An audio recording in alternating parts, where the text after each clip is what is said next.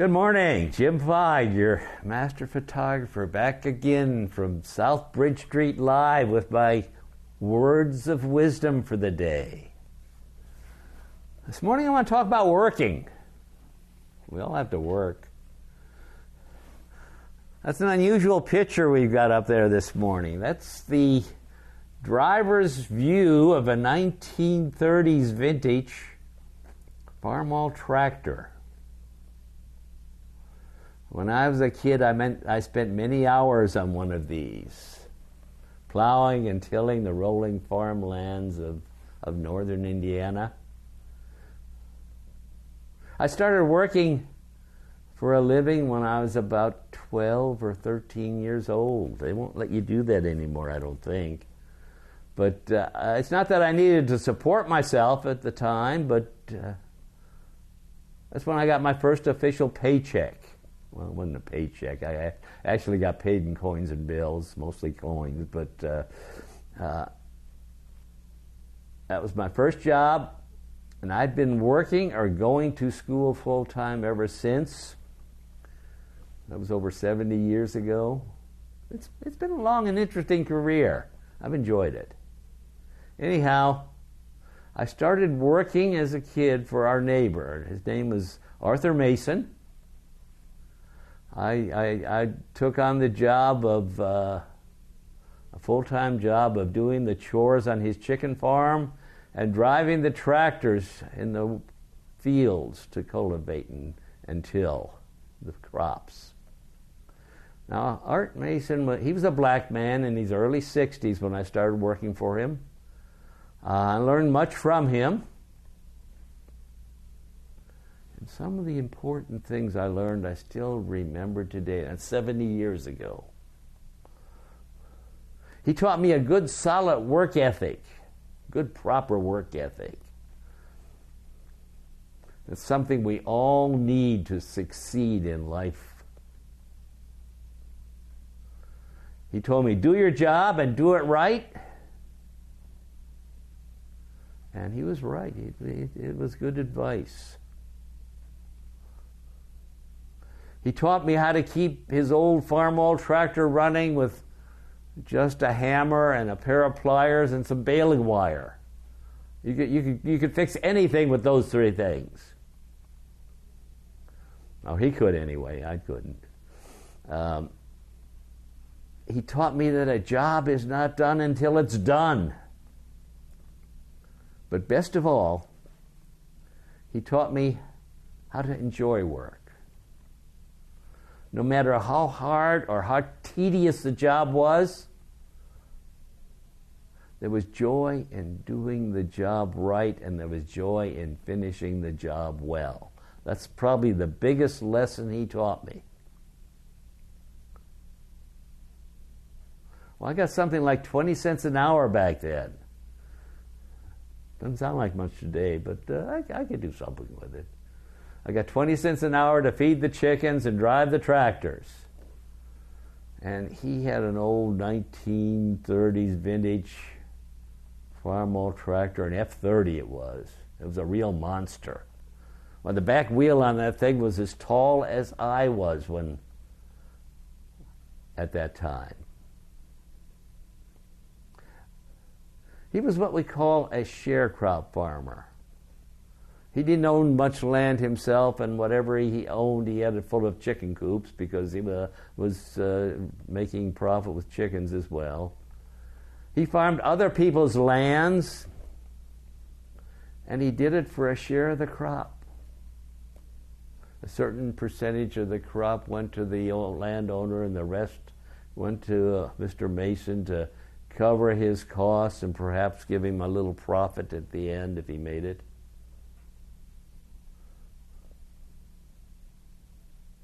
But he had a fair investment in chickens, and that's where much of his profit came from.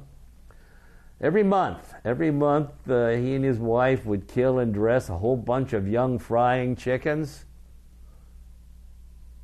and they'd pack them down in ice, and they'd load them in their Hudson automobile, and they'd take them to the restaurant accounts that he had lined up in Chicago. Good business, he kept telling me. I wasn't a chicken farmer, though. Later, he bought a sawmill, an old antique vintage sawmill, but still worked pretty well, and he put it to work. It had this large circular saw blade, almost 4 feet in diameter, I think, big one, and it's powered by an old John Deere tractor setting on steel wheels. That tractor was even larger than his big farmall. This was harder work and a lot more dangerous, but we still enjoyed the work. Art Mason made sure of that. He's one of those people that you could have you laughing, he could have you laughing no matter how hard the job was. I remember rolling these big logs, up onto his truck with a handheld cant hook. I don't know if you know what a cant hook is. It's a long wooden handle. It's got this hook on the end that sort of flops down. You can hook it on the log, and then you can push and roll the log. What we would do, would be a couple of us. One person would hook on and roll the log up the ramp and hold it there, and the next person would hook on and roll the log further up, and we kept working that way, just rolling the log up onto the truck. Then we'd put about 3 or 4 of those big oaken logs on the truck, and that would make a load. And we'd head for the mill with them, roll them off at the mill, and roll up one of them onto the saw frame and start sawing, start cutting. Well, we always rolled these logs wherever we needed to put them. They were too heavy to move any other way with the equipment that we had.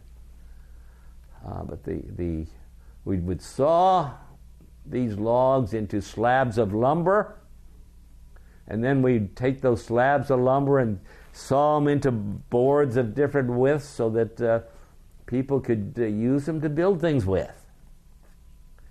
The sawmill was adjustable. You had a lever on it. You can pull it, and you could cut a board 1 inch thick or 2 inches thick or even thicker.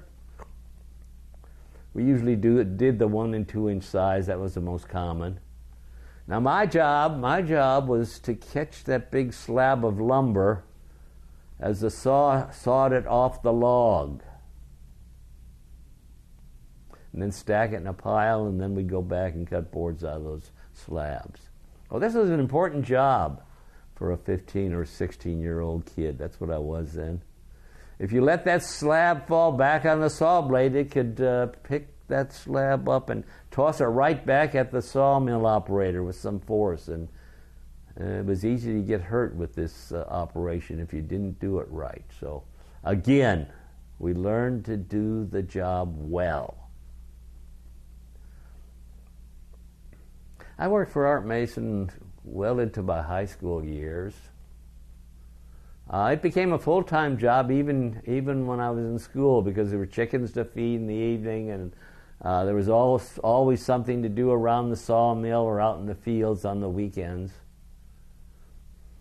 But eventually my younger brother Kenny inherited the job, and I went off to a better paying one. I got 25 cents an hour. I started working for another neighbor farmer who ran a custom hay baling operation. So I became one of the custom hay baling crew. My junior and senior year, I spent the entire summer working with the hay baling crew. So we moved from farm to farm baling the hay. My job was either ride on the baler and tie the wires as the bale was formed.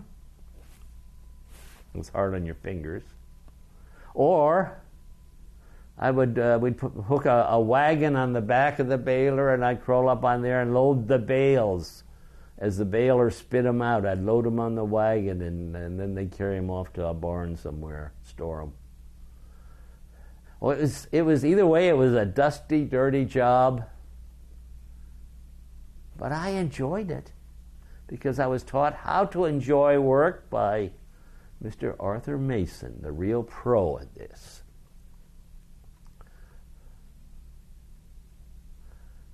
of this took place back in the 1940s. That's 70 years ago now, at least. But I still remember some of this as if it just happened yesterday. And I still owe Art Mason an awful lot. He taught me to work. He taught me to enjoy work. And he taught me how to succeed at what I was trying to do. A couple of years ago, I went back to the old Mason farmstead to see what was left there. Well, it was all gone. The house, the chicken coops, the barn where they kept the cow, everything was gone. The whole ground was just flat and level. There was a new, very modern-looking church on the hill where the old sawmill used to be, and that was all, nothing else. Just this very new modern church on the hill where the sawmill was. Other than that, everything was gone. I owe a lot to Art Mason. I'll always remember him. He taught me how to work. He taught me how to enjoy work. And I owe a lot of my success to what I learned from him. I hope you've got a mentor like that yourself that you can grow up and learn with. I want to encourage you to learn to do things well. This is Jim Feig coming to you from South Bridge Street Live. We'll see you again